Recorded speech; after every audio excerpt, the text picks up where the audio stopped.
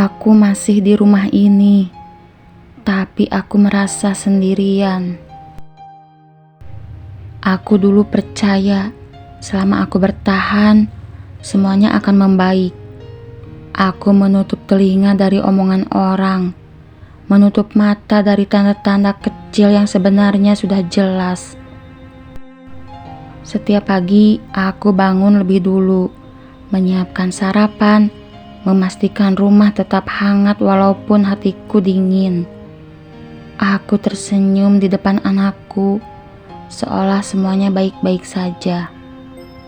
Padahal, setiap hari aku belajar menelan rasa kecewa perlahan. Aku bilang ke diriku sendiri, ini cuma fase. Aku yakin cinta itu soal kesabaran. Tapi yang tak pernah aku sadari, aku sedang sendirian memperjuangkan sesuatu yang sudah lama ia lepaskan.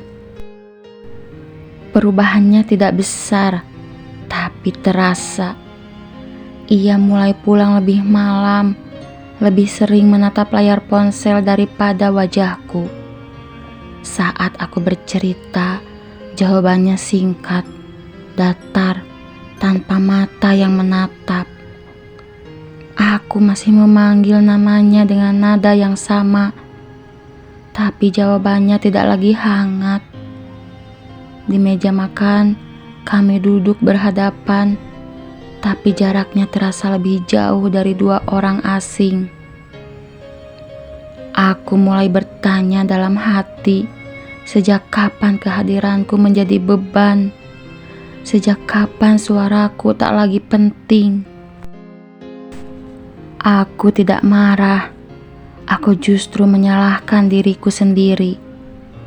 Mungkin aku kurang cantik, mungkin aku terlalu sibuk mengurus rumah, mungkin aku terlalu menuntut perhatian. Aku mulai membandingkan diriku dengan perempuan lain, dengan versi diriku yang dulu. Aku mencoba berubah, berdandan lebih rapi, bicara lebih pelan, mengalah lebih sering. Aku pikir jika aku menjadi versi terbaik dari diriku, ia akan kembali. Tapi ternyata sekeras apapun aku berusaha, hati yang pergi tidak bisa dipanggil pulang.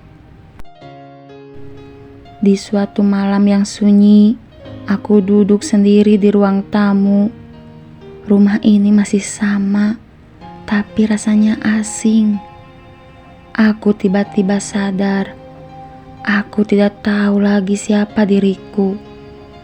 Aku bertahan terlalu lama sampai lupa bagaimana rasanya bahagia.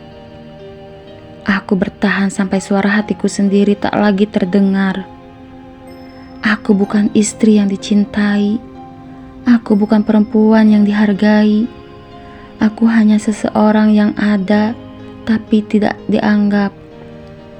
Dan saat itu aku menangis, bukan karena aku takut kehilangan dia, tapi karena aku sudah kehilangan diriku sendiri. Aku akhirnya bertanya, bukan dengan amarah, tapi dengan suara gemetar. Dan jawabannya sederhana. Terlalu sederhana untuk rasa sakit sebesar ini. Ia bilang ia lelah. Ia bilang perasaannya sudah berubah. Tidak ada teriakan, tidak ada drama. Justru ketenangan itu yang menghancurkanku. Karena di saat aku masih bertahan, ia sudah lebih dulu pergi. Aku sadar kesetiaanku tidak salah, tapi aku memberikannya pada orang yang sudah tidak menggenggamnya lagi. Hari ini aku belajar satu hal, bertahan tidak selalu berarti kuat. Kadang melepaskan adalah bentuk keberanian yang paling jujur. Perempuan tidak diciptakan untuk terus mengalah sampai kehilangan dirinya sendiri. Jika kamu sedang bertahan sendirian, Berhentilah sejenak dengan mendengarkan hatimu. Cinta seharusnya membuatmu merasa pulang, bukan merasa sendirian. Dan kamu layak dicintai tanpa harus mengorbankan dirimu sendiri. Kalau cerita ini terasa dekat dengan hidupmu, subscribe channel ini. Di sini kita berbagi tanpa saling menyalahkan. Terima kasih sudah mendengarkan cerita hati Indonesia.